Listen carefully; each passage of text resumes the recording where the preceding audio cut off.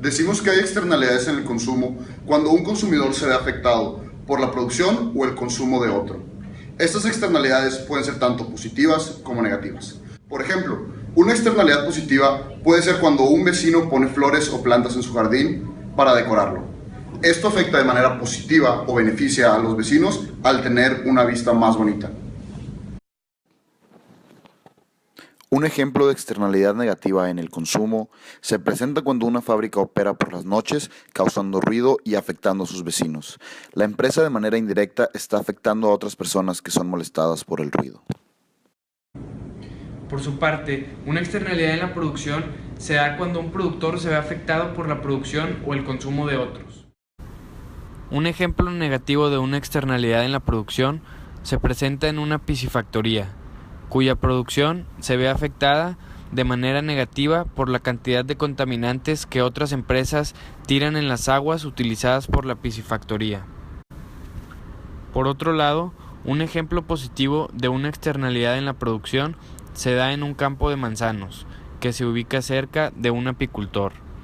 La producción de manzanas afecta positivamente al criador de abejas, que consiguen alimento, y en el sentido contrario, también se presenta externalidad positiva en la producción, ya que las abejas polinizan los campos de manzanas.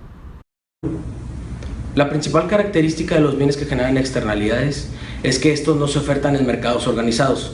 La ausencia de este tipo de mercados nos lleva a la siguiente problemática. Volviendo al ejemplo de la empresa que genera ruido durante la noche, no es fácil precisar cuál es el valor del descanso que consume el vecino perjudicado. O bien, no hay forma de definir qué vale más, el descanso de los vecinos o la producción nocturna de la empresa.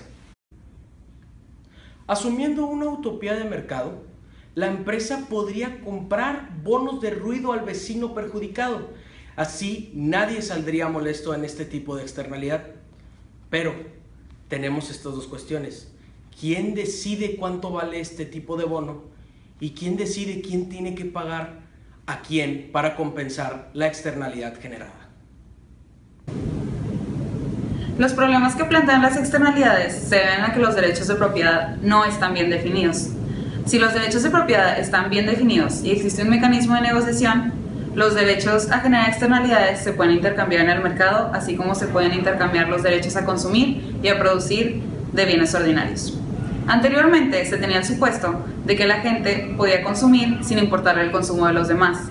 La existencia de las externalidades rompe con este supuesto y nos obliga a ver las consecuencias económicas de estas. El mecanismo de mercado puede lograr asignaciones eficientes en el sentido de Pareto siempre y cuando no existan externalidades. En presencia de externalidades, no se logran asignaciones eficientes en el sentido de Pareto. Sin embargo, el Estado puede intervenir y llegar a reproducir este mecanismo de mercado para poder llegar a estas asignaciones. Las externalidades se pueden solucionar de diferentes maneras. Entre ellas tenemos creando un mercado para las externalidades a través de adquisiciones y o fusiones en el caso de la producción y especificando los derechos de propiedad. Aunque existan soluciones a las externalidades, en muchos casos es muy difícil lograrlas. Las externalidades generan problemas que dificultan la creación de asignaciones eficientes en el sentido de Pareto, y esto ocasiona que los mercados no alcancen a ser perfectamente competitivos.